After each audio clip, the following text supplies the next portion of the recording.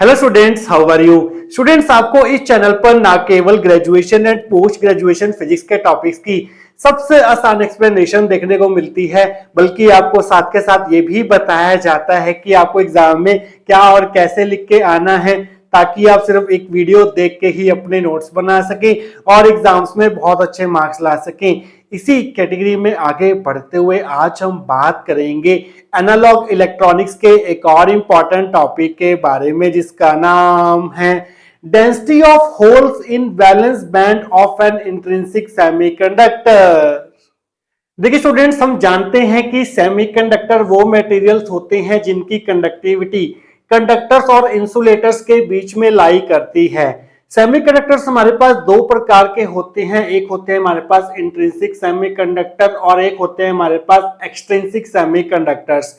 Intrinsic semiconductors वो semiconductor materials होते हैं जो कि बिल्कुल प्योर होते हैं, इनमें हम किसी भी प्रकार के इम्प्योरिटी एटम जो हैं वो ऐड नहीं करते हैं। और एक्सट्रिंसिक सेमीकंडक्टर्स वो सेमीकंडक्टर्स होते हैं जिनमें हम पेंटावेलेंट या फिर ट्राइवेलेंट इम्प्योरिटीज एटम्स ऐड करते हैं to increase their electrical conductivity. आज हम इंट्रिंसिक सेमीकंडक्टर के वैलेंस बैंड में होल डेंसिटी का एक्सप्रेशन जो है वो फाइंड आउट करेंगे। तो स्टूडेंट्स, उसके लिए आपको सबसे पहले समझना होगा energy band diagram of intrinsic semiconductor, जो कि कुछ इस प्रकार से होता है। ये जो आप नीचे देख रहे हैं ये है हमारे पास वैलेंस बैंड, जिसमें बहुत सारे एनर्जी लेवल्स होते हैं और यहाँ पर जो बॉटम पर एनर्जी लेवल होता है उसकी एनर्जी जो है वो माइनस इंफिनिटी होती है, और वैलेंस बैंड के टॉप पर जो एनर्जी लेवल प्रेजेंट होता है उसकी एनर्जी को हम ईवी से डिनोट करते हैं। और यहाँ पर आपको कंडक्शन बैंड दिखाई देगा जिसमें अगेन बहुत सारे एनर्जी लेवल्स होंगे। कंडक्शन बैंड के लोएस्ट एनर्जी लेवल की एनर्जी को हम ईसी से डिनोट करते हैं, और कंडक्शन बैंड के टॉप मोस्ट एनर्जी लेवल की जो एनर्जी होती है वो होती है इनफाइनाइट। कंडक्शन बैंड और वैलेंस बैंड के बीच में एक एनर्जी गैप होता है जिसे हम ईजी से डिनोट करते हैं, और कंडक्शन बैंड और वैलेंस बैंड के ठीक बिल्कुल बीच में एक फर्मी लेवल होता है जिसकी एनर्जी होती है हमारे पास ईएफ। और हमारे पास इंट्रिंसिक सेमीकंडक्टर में फर्मी लेवल जो है वो बिल्कुल कंडक्शन बैंड और वैलेंस बैंड के बिल्कुल बीच में लाई करता है, और ईएफ की वैल्यू जो है वो ईजी का हाफ होती है। देखिए स्टूडेंट्स, जब हमारा टेम्परेचर 0 केल्विन होता है, एब्सोल्यूट 0 केल्विन टेम्परेचर पर जो सारे के सारे इलेक्ट्रॉन्स होते हैं वो वैलेंस बैंड में प्रेजेंट होते हैं, और कंडक्शन बैंड में कोई भी इलेक्ट्रॉन जो है वो प्रेजेंट नहीं होता है। मींस कंडक्शन बैंड जो है वो बिल्कुल एम्प्टी होता है, जिसकी वजह से इंट्रिंसिक सेमीकंडक्टर जो है 0 केल्विन टेम्परेचर पर एक इंसुलेटर की तरह बिहेव करता है। बट जैसे ही आप इसका टेम्परेचर बढ़ाएंगे तो क्या होगा, मान लीजिए हमने टेम्परेचर बढ़ाकर कर दिया T केल्विन, तो होगा क्या, उससे जो वैलेंस बैंड के कुछ इलेक्ट्रॉन्स होंगे वो एनर्जी गेन करके कंडक्शन बैंड में चले जाएंगे, जिसकी वजह से इस वैलेंस बैंड में होल्स क्रिएट हो जाएंगे। जितने इलेक्ट्रॉन्स वैलेंस बैंड से कंडक्शन बैंड में ट्रांसफर होंगे उतने ही होल्स जो हैं वो वैलेंस बैंड में क्रिएट होंगे, और कंडक्शन बैंड में प्रेजेंट ये इलेक्ट्रॉन्स और वैलेंस बैंड में प्रेजेंट ये होल्स जो हैं वो सेमीकंडक्टर की कंडक्टिविटी में कंट्रीब्यूट करते हैं। तो इस केस में हमारा इंट्रिंसिक सेमीकंडक्टर जो है वो एक कंडक्टर की तरह बिहेव करेगा जब हमारा टेम्परेचर जो है वो 0 केल्विन से ज्यादा होगा। तो स्टूडेंट्स, इस वैलेंस बैंड में हमें निकालनी है hole density, means number of holes पर यूनिट वॉल्यूम फाइंड आउट करना है। तो स्टूडेंट्स, हम मान लेते हैं कि T केल्विन में जो हमारे पास वैलेंस बैंड में नंबर ऑफ होल्स पर यूनिट वॉल्यूम है, मींस वैलेंस बैंड में जो होल डेंसिटी है वो NH है, और इसी NH का एक्सप्रेशन हमें फाइंड आउट करना है। तो वो हम कैसे फाइंड आउट करेंगे, देखिए स्टूडेंट्स, हम क्या करेंगे, एक यहाँ पर छोटा सा एनर्जी इंटरवल कंसीडर करेंगे E2E + DE। पहले हम क्या करेंगे, इस छोटे से एनर्जी इंटरवल में नंबर ऑफ होल्स पर यूनिट वॉल्यूम फाइंड आउट करेंगे। वो फाइंड आउट करने के बाद उस एक्सप्रेशन को हम इंटीग्रेट कर देंगे between the limits -infinity to EV, तो हमें इस पूरे वैलेंस बैंड की होल डेंसिटी जो है वो पता लग जाएगी। अब इस छोटे से एनर्जी इंटरवल में E2E + DE एनर्जी इंटरवल में नंबर ऑफ होल्स पर यूनिट वॉल्यूम कितने होंगे वो हम कैसे फाइंड आउट करेंगे, उसके लिए स्टूडेंट्स हम एक एग्जांपल कंसीडर करेंगे। मान लीजिए स्टूडेंट्स आपके पास एक क्लासरूम है और क्लासरूम में हमारे पास डेस्क लगे हुए हैं कुछ इस प्रकार से, और यहाँ पर जो डेस्क की नंबर ऑफ रोज हैं वो यहाँ पर 2 रोज हैं यहाँ पर, और हर एक रो में हमारे पास 5 डेस्क लगे हुए हैं। और इन डेस्क पर हम मान लेते हैं कि हर एक डेस्क पर जो है वो 4 स्टूडेंट बैठ सकते हैं। तो हमारे पास टोटल नंबर ऑफ स्टूडेंट्स कितने हो जाएंगे, हमारे पास यहाँ पर कितने स्टूडेंट्स बैठ रहे थे, हर एक बेंच पर 4 स्टूडेंट्स बैठ रहे थे, और डेस्क कितने थे हमारे पास यहाँ पर 10 थे। तो टोटल नंबर ऑफ स्टूडेंट्स हमारे पास 40 होंगे। इसी कंसेप्ट को यूज करेंगे हम to find the number of holes पर unit volume in the energy interval E to E plus DE। देखिए स्टूडेंट्स, यहाँ पर होल्स को ऑक्यूपाई करने के लिए बहुत सारे एनर्जी लेवल्स हैं। E to E plus DE energy range में कितने number of energy levels per unit volume present होंगे उन्हें हम बोलते हैं डेंसिटी ऑफ स्टेट्स। तो यहाँ पर बेंचेस कितने थे, 10 थे। तो इस एनर्जी रेंज में number of energy levels per unit volume कितने होंगे उसे हम डिनोट करेंगे डेंसिटी ऑफ स्टेट्स से, डेंसिटी ऑफ स्टेट्स से। तो यहां पर मल्टीप्लाई किससे करेंगे हम, मल्टीप्लाई देखिए स्टूडेंट्स, यहां पर हमने होल्स को ऑक्यूपाई करवाना है। अगर होल्स ना होते, यहां पर इलेक्ट्रॉन्स होते तो क्या होता। तो पहले यहां पर इलेक्ट्रॉन्स ही प्रेजेंट थे। इलेक्ट्रॉन जो है वो फर्मियोन्स होते हैं क्योंकि वो पॉली एक्सक्लूजन प्रिंसिपल को ओबे करते हैं, उनकी हाफ इंटीग्रल स्पिन होती है। इलेक्ट्रॉन जो है वो इनडिस्टिंग्विशेबल पार्टिकल्स होते हैं। तो यहाँ पर इलेक्ट्रॉन्स का जो डिस्ट्रीब्यूशन होगा वो फर्मी डिराक डिस्ट्रीब्यूशन फंक्शन के द्वारा होगा जिसे हम बोलते हैं Fe। बट यहाँ पर अब इलेक्ट्रॉन जो है वो यहाँ से कहाँ ट्रांसफर हो चुके हैं, कंडक्शन बैंड में ट्रांसफर हो चुके हैं। तो यहाँ पर होल्स हैं। होल्स क्या होता है, होल्स होता है हमारे पास वैकेंसी ऑफ इलेक्ट्रॉन्स। अगर होल्स के लिए, अगर इलेक्ट्रॉन्स के लिए जो डिस्ट्रीब्यूशन फंक्शन है वो Fe है, तो होल्स के लिए मींस एब्सेंस ऑफ इलेक्ट्रॉन्स के लिए जो डिस्ट्रीब्यूशन फंक्शन क्या होगा वो होगा 1 माइनस Fe। देखिए स्टूडेंट्स, मान लीजिए आपके पास एक कॉइन है और हम हेड को मान लेते हैं इलेक्ट्रॉन और टेल को मान लेते हैं होल्स। तो एक कॉइन को टॉस करने पर हेड आने की प्रोबेबिलिटी कितनी होती है, 1/2 होती है। तो टेल आने की प्रोबेबिलिटी कितनी होगी, वो होगी हमारे पास 1 माइनस 1/2, दैट इज 1/2। मीन्स हमें 1 में से हेड की प्रोबेबिलिटी माइनस करनी होगी तभी हमें टेल की प्रोबेबिलिटी मिलेगी। इसी प्रकार से इलेक्ट्रॉन्स के डिस्ट्रीब्यूशन के लिए हम ये वाला डिस्ट्रीब्यूशन फंक्शन यूज करते हैं। इसी प्रकार से अगर हमें होल्स का डिस्ट्रीब्यूशन फंक्शन देखना है तो वो होगा हमारे पास 1 माइनस Fe। तो हम डेंसिटी ऑफ स्टेट्स को 1 माइनस Fe से मल्टीप्लाई कर देंगे। ऐसा करने पर हमारे पास नंबर ऑफ होल्स पर यूनिट वॉल्यूम आ जाएंगे in the energy range from E to E plus DE। तो हम क्या करेंगे, इसका इंटीग्रेशन कर देंगे between the limits minus infinity to EV। तो हमें क्या मिल जाएगा, होल डेंसिटी मिल जाएगी in the hole valence band.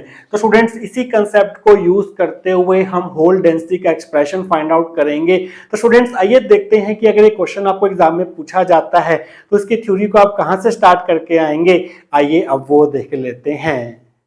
The holes in the valence band have energy lying from minus infinity to EV। जितने भी होल्स होते हैं वैलेंस बैंड की, उनकी जो एनर्जीज होती हैं वो माइनस इंफिनिटी से EV के बीच में लाई करती हैं। Let NH be the density of holes और नंबर ऑफ होल्स पर unit volume in the valence band. तो हम मान लेते हैं स्टूडेंट्स की वैलेंस बैंड में जो नंबर ऑफ होल्स प्रेजेंट है पर यूनिट वॉल्यूम मीन जो होल डेंसिटी है वो है हमारे पास NH, और इसी NH का एक्सप्रेशन हमें फाइंड आउट करना है। तो वो हम कैसे करेंगे, पहले एक छोटा सा एनर्जी इंटरवल कंसीडर करेंगे E to E plus DE। उसमें पहले हम नंबर ऑफ होल्स पर यूनिट वॉल्यूम फाइंड आउट करेंगे, फिर उस एक्सप्रेशन को माइनस इंफिनिटी टू EV के बीच में इंटीग्रेट कर देंगे तो हमें इस पूरे बैलेंस बैंड की होल डेंसिटी मिल जाएगी।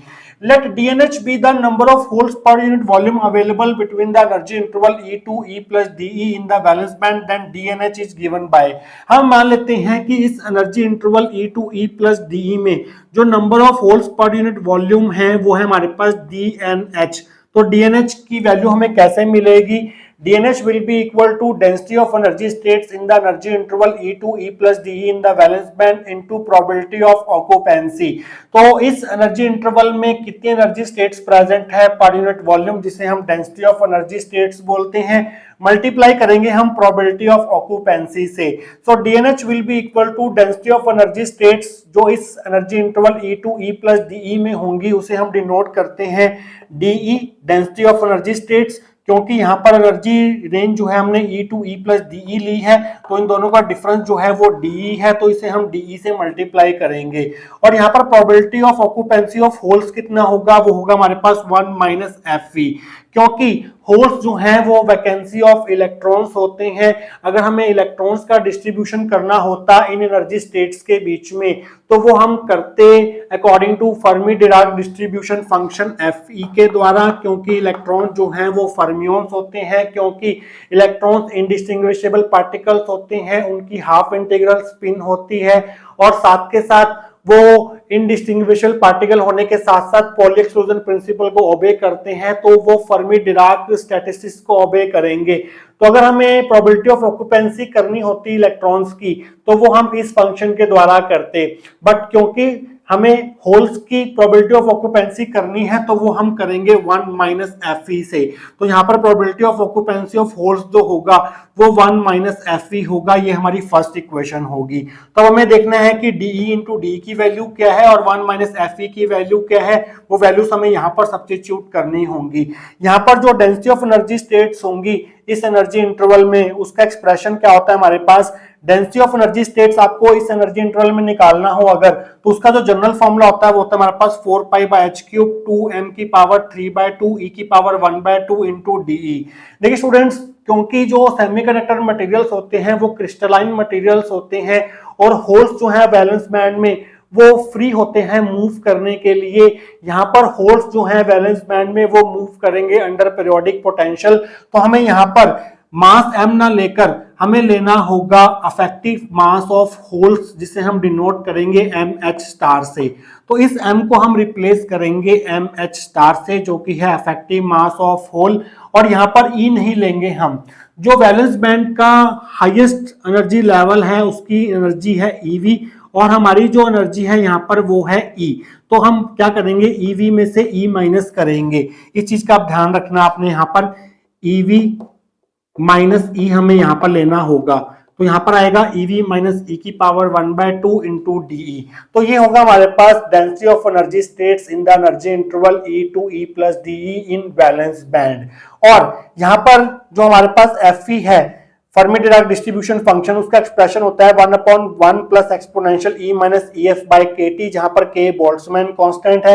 ये है हमारे पास Fermi Dirac distribution function. But हमें वैल्यू किसकी चाहिए, हमें वैल्यू चाहिए 1 माइनस FE की। तो हम इसमें से इसको 1 में से माइनस करेंगे, 1 माइनस FE की वैल्यू फाइंड आउट करेंगे, उस वैल्यू को यहाँ पर रखेंगे, D इंटू डी की वैल्यू यहाँ पर रखेंगे, फिर हमें क्या करेंगे, उस एक्सप्रेशन को इंटीग्रेट करेंगे between the limits minus infinity to EV, तो हमें होल डेंसिटी मिल जाएगी इन बैलेंस बैंड। ये सारे स्टेप्स हम करेंगे आने वाले सेक्शंस के अंदर।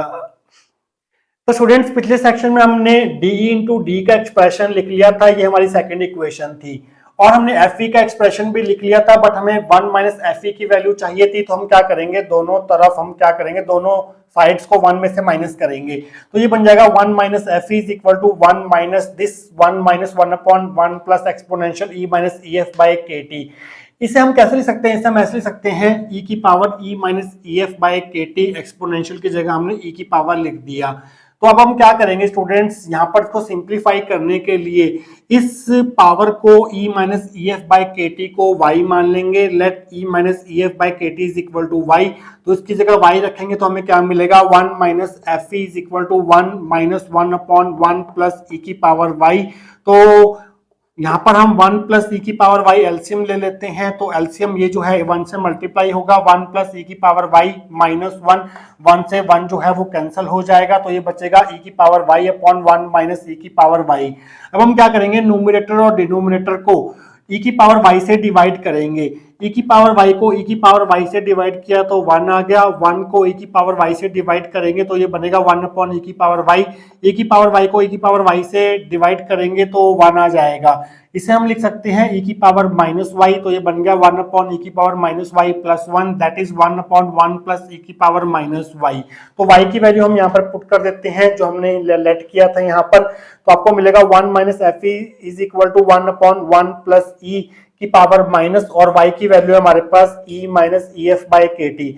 इस माइनस साइन को अंदर ले जाते हैं तो ये प्लस का हो जाएगा, ये माइनस का हो जाएगा, तो आपको मिलेगा 1 अपॉन 1 प्लस ई की power E F minus E by K T, और इसको अगेन ई को हम एक्सपोनेंशियल की फॉर्म में लिख देते हैं तो ये बनेगा 1 minus f E upon 1 plus exponential E F minus E by K T, ये हमारी थर्ड इक्वेशन होगी। देखिए स्टूडेंट्स, इसको ध्यान से देखिए, ये जो टर्म है इसका न्यूमरेटर है ई एफ माइनस ई और यहाँ पर डिनोमिनेटर है के टी। जो न्यूमरेटर है यहाँ पर वो हमेशा डिनोमिनेटर से बड़ा होगा, बहुत बहुत बड़ा होगा। ऐसा क्यों होगा ये वो देखते हैं। For all possible temperatures E F minus E is greater than के टी। देखिए स्टूडेंट्स, के यहाँ पर बोल्ट्जमैन कांस्टेंट है जिसकी वैल्यू होती है 1.38 इंटू 10 की पावर माइनस 23 जूल पर केल्विन। तो आप टेम्परेचर चाहे कुछ भी ले लो, यहाँ पर इस टेम्परेचर को इस वैल्यू से मल्टीप्लाई होना है, यहाँ पर 10 की पावर माइनस 23 है, तो ये वैल्यू जो है वो बहुत बहुत छोटी निकल के आएगी as compare to E F minus E. Means E F minus E जो है वो हमेशा ही बहुत बहुत बड़ा रहने वाला है के टी से, क्योंकि के की वैल्यू बहुत छोटी है। तो इसका मतलब ये होगा कि ई F minus E by K T जो है वो बहुत बहुत बड़ा हो जाएगा 1 से। के टी को हम नीचे ले आए, अगर हम यहाँ पर एक्सपोनेंशियल लगा दें तो exponential E F minus E by K T जो है वो बहुत बहुत बड़ा होगा 1 से। एक एग्जांपल से समझते हैं, मान लीजिए इस टर्म की वैल्यू है हमारे पास 5 और एक्सपोनेंशियल 5, ई की पावर 5 की वैल्यू जो होती है वो होती है 148.41। अगर इसकी वैल्यू 10 होती तो और बड़ी वैल्यू निकल के आती। मींस ये जो वैल्यू होगी वो बहुत बहुत बड़ी होगी 1 के कंपैरिजन में। तो हम क्या कर सकते हैं स्टूडेंट्स, यहाँ पर इस 1 को इस वैल्यू के कंपैरिजन में नेगलेक्ट कर सकते हैं, क्योंकि ये वैल्यू जो है वो 1 से बहुत बहुत बहुत बड़ी निकल के आएगी। So we can neglect 1 in the denominator of equation 3, तो हम इस 1 को नेगलेक्ट कर सकते हैं। तो सिंपली 1 माइनस एफ ई की जो वैल्यू निकल के आएगी आपके पास, इस 1 को आप यहां से हटा दीजिए तो वो बनेगा 1 upon exponential E F minus E by K T. तो ये होगी हमारे पास 1 माइनस एफ ई की वैल्यू जो हमें यहाँ पर पुट करनी है। इसे हम देते हैं थर्ड इक्वेशन। तो स्टूडेंट्स, सेकंड और थर्ड इक्वेशन को हम यूज करेंगे फर्स्ट इक्वेशन में और बाकी का पार्ट प्रोसीड करेंगे आने वाले सेक्शंस के अंदर।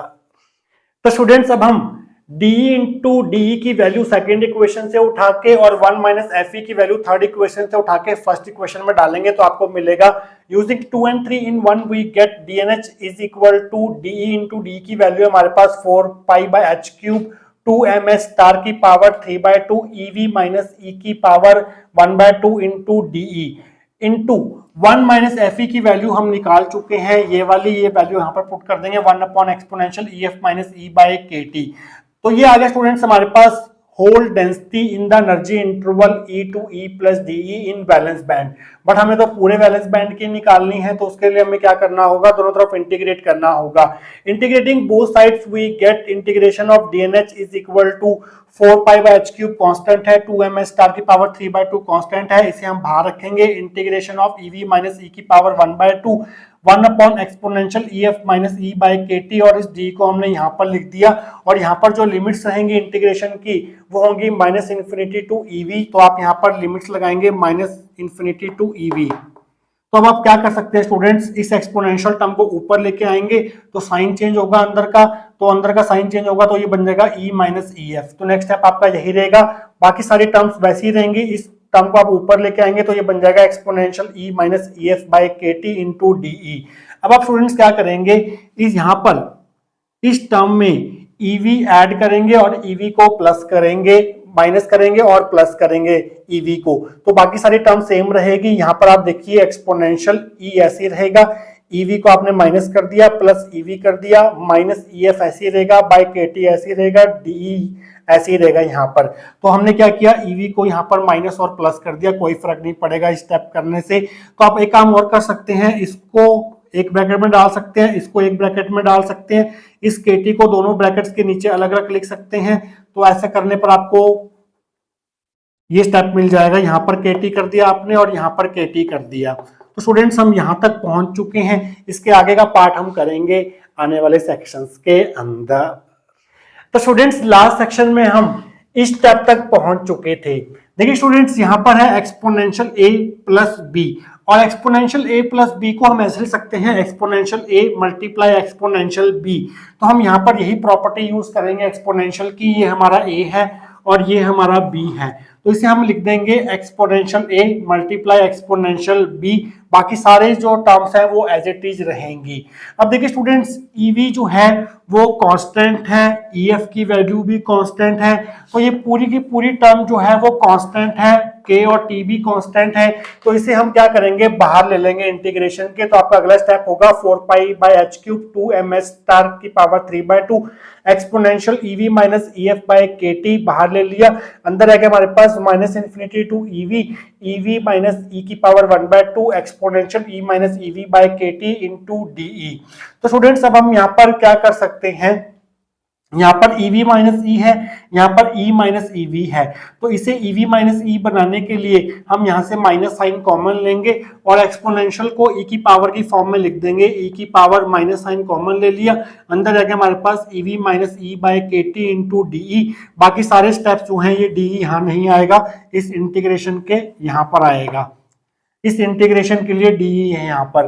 तो स्टूडेंट्स अब हम क्या करेंगे, यहाँ पर सब्स्टिट्यूशन करेंगे। EV minus E by KT को हम x मान लेंगे। तो आप लिखेंगे put EV minus E by KT is equal to x, cross multiply करेंगे तो EV माइनस E की वैल्यू आ जाएगी KTx। दोनों तरफ डिफरेंशिएशन करेंगे, EV कांस्टेंट है तो उसका डिफरेंशिएशन 0, E का डिफरेंशिएशन हो जाएगा minus DE is equal to KT constant है, x का डिफरेंशिएशन हो गया dx, तो DE की वैल्यू आ जाएगी यहाँ पर माइनस KT इंटू DX। तो सब्स्टिट्यूशन के अकॉर्डिंग लिमिट्स भी चेंज होंगी। जब हमारे पास E की वैल्यू माइनस इन्फिनिटी होगी तो क्या होगा, तो जब हमारे पास E की वैल्यू EV होगी तो x की क्या वैल्यू हमारे पास निकल के आएगी, जब हमारे पास E EV के बराबर होगा, when E is equal to EV, अगर आप इस E की जगह EV पुट कर देंगे तो EV माइनस EV 0 हो जाएगा, तो x की वैल्यू हमारे पास क्या आ जाएगी, 0 आ जाएगी। जब E इक्वल टू EV होगा then x will be equal to 0। इसी प्रकार से जब हमारे पास E की वैल्यू माइनस इन्फिनिटी होगी, अगर आप यहाँ पर माइनस इन्फिनिटी पुट करते हैं इस E की जगह तो आपको मिलेगा EV minus minus infinity by KT, minus minus हो जाएगा प्लस इन्फिनिटी, और इन्फिनिटी में अगर आप कोई चीज ऐड करो तो वो इन्फिनिटी ही होती है। इन्फिनिटी को अगर किसी कांस्टेंट टर्म से डिवाइड करो तो आपको इन्फिनिटी ही मिलता है, तो उस केस में x की वैल्यू जो है वो इन्फिनिटी हो जाएगी। तो इन सारी सब्स्टिट्यूशंस को अगर हम फिफ्थ इक्वेशन में यूज करें तो आपको क्या मिलेगा, so from 5 NH is equal to 4π/h³ 2ms star की power 3/2 exponential EV minus EF by KT, यहां तक सेम है। इंटीग्रेशन माइनस इन्फिनिटी जब था हमारे पास E की वैल्यू, तो उस केस में हमारा x कितना है, इन्फिनिटी है, तो यहाँ पर माइनस इन्फिनिटी इन्फिनिटी आ जाएगा। और जब E की वैल्यू EV थी तो उस केस में हमारे पास x 0 था, तो यहाँ पर 0 आ जाएगा। EV माइनस E की वैल्यू कितनी है, KTx है, तो हम यहाँ पर KTx की पावर 1/2 पुट करेंगे। E की पावर इसको हमने x पुट किया है तो यहाँ पर हो जाएगा E की पावर माइनस x, और DE की वैल्यू हमारे पास निकली है minus KT into DX, minus KT into DX। तो स्टूडेंट्स हम यहां तक पहुंच चुके हैं। इसके आगे के स्टेप्स हम करेंगे आने वाले सेक्शंस के अंदर। तो स्टूडेंट्स पिछले सेक्शन में हम इस स्टेप तक पहुंच चुके थे। तो स्टूडेंट्स अगले स्टेप में आपको क्या करना है, इस माइनस साइन को हटाकर आपको लिमिट जो है वो इंटरचेंज कर देनी है। तो माइनस साइन खत्म हो जाएगा यहाँ से, अगर आप इस लिमिट्स को इंटरचेंज कर देते हैं तो यहाँ पर इन्फिनिटी कर देंगे, यहाँ पर 0 कर देंगे, तो माइनस साइन खत्म हो जाएगा। और यहाँ पर देखिए KT की पावर 1/2 है और यहाँ पर KT की पावर 1 है, तो पावर्स को ऐड करेंगे तो KT की पावर 3/2 हो जाएगी। बाकी सारी टर्म सेम रहेंगी। KT की पावर 3/2 कांस्टेंट है, उसे आप बाहर ले लेंगे, और यहाँ पर लिमिट्स जो हो जाएंगी वो हो जाएंगी 0 टू इन्फिनिटी। इस माइनस साइन को खत्म कर दिया हमने। x की पावर 1/2 रहेगा यहाँ पर, और यहाँ पर रहेगा E की पावर माइनस x dx, ये हमारी 6th इक्वेशन होगी।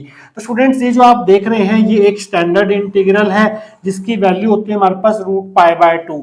तो आप लिखेंगे using standard integral integration 0 to infinity x की पावर 1/2 e की power -x dx equal to √π/2 in 6 we get. तो इसकी जगह हम √π/2 रख देंगे तो बाकी सारी टर्म्स सेम रहेंगी, इसकी जगह हमने √π/2 रख दिया। और एक काम और करेंगे, आप इस h³ को ऐसे लिखेंगे h² × 3/2, 2 से मल्टीप्लाई और 2 से डिवाइड किया है, कोई फर्क नहीं पड़ेगा। अब देखिए स्टूडेंट्स इस 2 से आप ये 4 काट सकते हैं, यहाँ पर पाई की पावर 1 है, यहाँ पर पाई की पावर 1/2 है, तो पावर ऐड होके बन जाएगा ये पाई की पावर 3/2, 2 इंटू पाई की पावर 3/2, 2ms स्टार 3/2, kt की power 3/2 exponential ev minus ef by kt और नीचे है h² 3/2। तो स्टूडेंट्स यहाँ पर 3/2 पावर वाली टर्म्स एक ये है, एक ये है, एक ये है और एक ये है। इन सभी की पावर्स को 3/2 वाली टर्म्स को हम एक ब्रैकेट में लिख देते हैं, तो nh की वैल्यू आ जाएगी 2। अब 2 into pi mh star kt by h² और सबकी पावर जो है वो हमने 3/2 लगा दी यहाँ पर, exponential ev minus ef by kt। तो स्टूडेंट्स ये जो एक्सप्रेशन मिला है यही है हमारे पास required expression for density of holes in valence band of an intrinsic semiconductor. तो आपको एग्जाम में यहां तक करके आना है। तो स्टूडेंट्स आई होप आपको आज का टॉपिक जो है वो अच्छे से क्लियर हुआ होगा।